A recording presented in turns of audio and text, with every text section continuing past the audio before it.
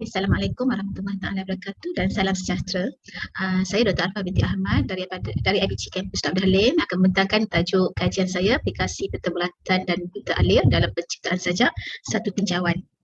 Okey, tuan-tuan dan puan-puan, transformasi kurikulum pendidikan Malaysia ni termaktub dalam Pelan Pembangunan Pendidikan Malaysia 2013-2025 yang dihasilkan untuk menangani cabaran abad ke-21. Jadi dalam transformasi kurikulum ni terdapat kemahiran berfikir aras tinggi dan transformasi ni memang sangat relevan dalam keadaan sekarang untuk menghasilkan atau untuk melahirkan murid yang cemerlang dalam sekitaran kita ini yang sentiasa berubah. Jadi untuk merealisasikan hasrat KPM tersebut dalam transformasi kurikulum ni terdapat kemahiran berfikir aras tinggi bersama-sama dengan program I-Think, dan antara lain tujuannya adalah untuk membudayakan kemahiran berfikir bagi melahirkan murid berinovatif dan berfikir pada aras tinggi.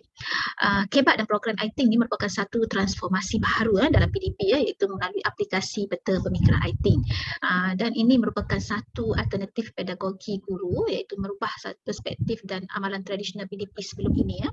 Jadi oleh itu kajian yang saya jalankan adalah untuk mengaplikasikan peta bulatan dan peta alir bagi menghasilkan ataupun bagi melatih pelajar-pelajar mencipta sajak. Ini merupakan satu hasrat KPM untuk melahirkan generasi murid kita yang berkemahiran aras tinggi. Ini sesuailah untuk menghadapi dan menangani pelbagai cabaran dekad ini.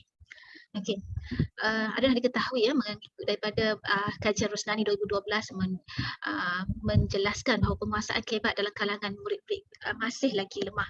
Jadi ini tidak dinafikan oleh Legendre dalam subjek Sastra Melayu sendiri kurang mengaplikasikan KEBAT dalam proses PDP. Jadi isu pertama yang ditemui menunjukkan bahawa kualiti murid yang mengambil subjek Sastra Melayu adalah rendah.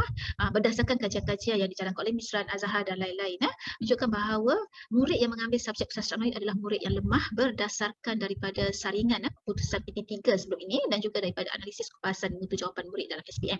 Manakala isu yang kedua dikenal pasti adalah amalan pedagogi oleh guru-guru yang masih lagi berpusatkan guru dan juga gaya pengajaran masih lagi sahala itu berdasarkan kajian Rajendran pada 1998 dan 2001. Oleh itu kajian ini cuba mengaplikasikan peta bulatan dan peta alir sebagai satu usaha untuk memudayakan kemahiran berfikir dan juga mendidik murid-murid menyelesaikan masalah, boleh mencerna dan mengolah idea untuk mencipta sesuatu idea yang baharu khususnya dalam penciptaan sajak. Okey, ini adalah objektif kajian dan soalan kajian yang menjurus kepada bagaimana untuk mengkaji keupayaan murid sastra Melayu menghasilkan sajak setelah menggunakan peta bulatan dan juga untuk mendapatkan pandangan dan murid dan guru sastra Melayu terhadap keberkesanan penggunaan peta bulatan dan peta alir. Okay. Antara lain kepentingan kajian ini adalah untuk membantu guru-guru mengenal pasti dan memperbaiki pedagogi bersesuaian dengan tahap keupayaan dan minat murid. Di samping itu membantu murid-murid yang berpencapaian rendah dan sukar untuk mengeluarkan idea melalui penggunaan atau pengaplikasian peta bulatan dan peta alir.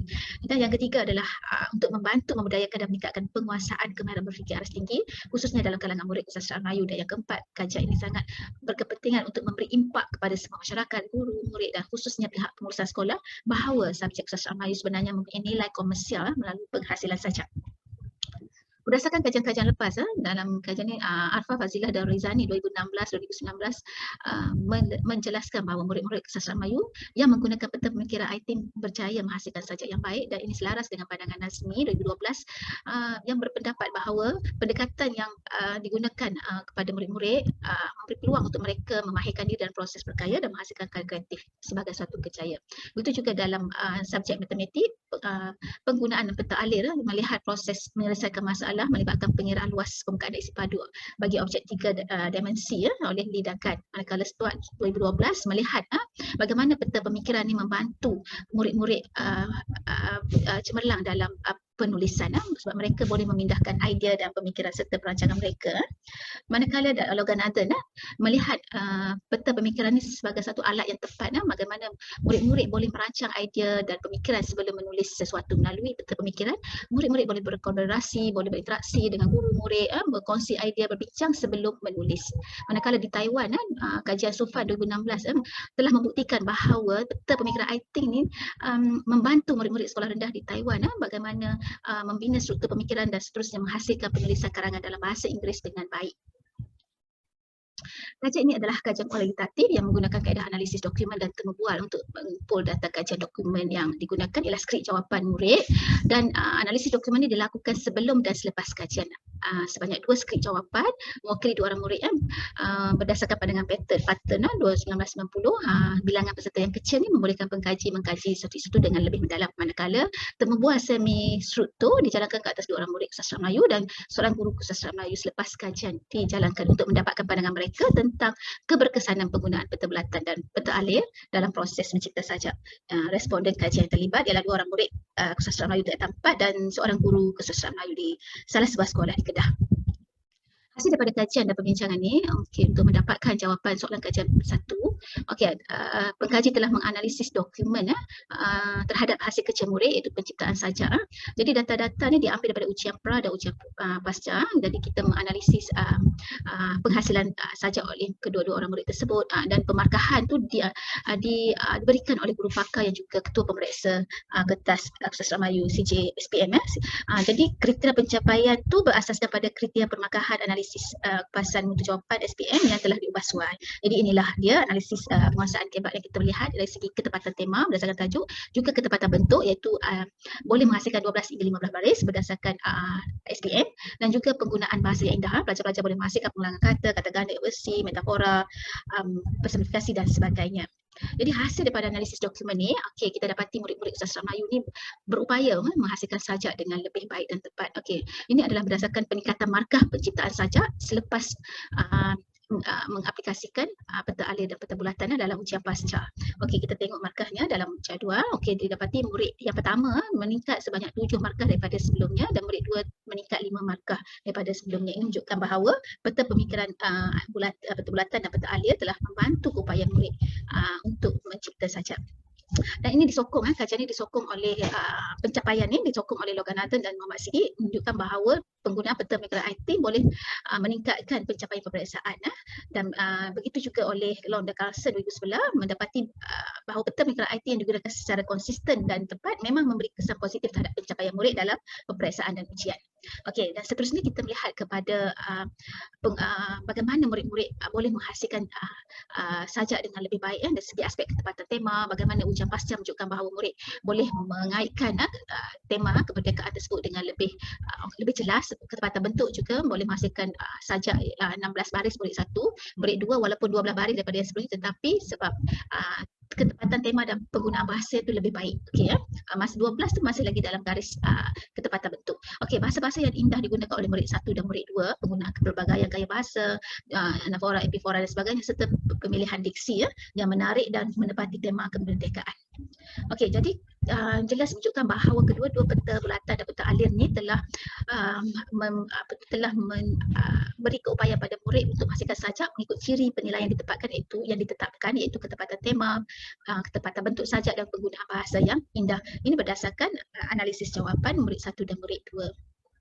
Untuk menjawab soalan kajian 2, didapati dalam analisis temu bual terhadap murid 1 dan murid 2 menunjukkan jelas bahawa mereka mengatakan kedua-dua peta bulatan membantu mereka untuk melakukan idea, dan juga bagaimana idea-idea tersebut mereka cantum menggunakan peta alir. Ini sesuatu yang direalisasikan oleh mereka apabila mencipta sajak. Jadi ini menunjukkan bahawa penggunaan peta bulatan membantu responden mencari idea, mencari kosakata yang sesuai dan tepat berdasarkan tema kemerdekaan. Manakala peta alir telah membantu responden melengkapkan turutan penceritaan. Manakala soalan kajian yang ketiga, bagaimana apa pandangan guru terhadap kemampuan murid-murid sastra Melayu untuk cipta sajak, memang guru jelas menunjukkan bahawa murid-murid berjaya peta bulatan dan peta alir ini telah membantu murid-murid menghasilkan sajak yang baik, sebab murid-murid berjaya menyenaraikan sebanyak mungkin perkataan mengikut tema dalam peta bulatan dan mereka menyusun kembali idea-idea tersebut dalam peta alir. Jadi hasil analisis temu bual responden menunjukkan bahawa peta bulatan dan peta alir ni telah membantu dan berupaya membentuk kemahiran berfikir aras tinggi murid. Jadi dalam dapatan analisis temu bual ini menjelaskan bahawa responden sangat positif dan meyakini bahawa murid-murid sastra Melayu memang berupaya mengeluarkan dan mencatatkan idea ke dalam peta bulatan, dan kemudian idea-idea ini dicantumkan melalui peta alir untuk membentuk penceritaan berdasarkan tema dan seterusnya menghasilkan sajak yang kritis, kreatif dan indah. Jadi hasil dapatan kajian ini selarilah dengan kajian yang dilakukan oleh Arfah Fazilah Roizani, iaitu murid berjaya menghasilkan sajak yang baik melalui aplikasi peta bulatan dan peta alir. Jadi analisis jawapan dan temu buat ini menunjukkan bahawa murid 1 dan murid 2 memiliki daya kemahiran berfikir aras tinggi yang baik kerana mereka berkeupayaan untuk cipta sajak selepas mengaplikasikan peta bulatan dan peta alir. Jelaslah bahawa murid-murid berjaya menguasai kemahiran berfikir aras tinggi seperti mencipta menggunakan peta alir dan peta bulatan. Kesimpulannya, kajian ini merupakan kajian kualitatif yang menunjukkan keupayaan murid kursus sastra Melayu mencipta sajak dengan lebih baik hasil daripada pengaplikasian peta bulatan dan peta alir, dan kajian ini juga menjelaskan pandangan yang positif dalam kalangan murid kursus sastra Melayu sendiri dan juga guru kursus sastra Melayu terhadap pengaplikasian peta bulatan dan peta alir dalam proses PDP mereka. Oleh itu, hasil daripada kajian ini disyadangkan agar peta pemikiran writing sebagai alat berfikir digunakan secara serius meluas sebagai salah satu alternatif dalam pengajaran dan pembelajaran khususnya subjek sastra Melayu dalam usaha meningkatkan tahap kemahiran berfikir aras tinggi murid-murid sastra Melayu di sekolah selaras dengan hasrat KPM untuk melahirkan murid yang berdaya saing dan mampu untuk menyelesaikan masalah dalam dunia yang serba mencabar. Sekian, terima kasih.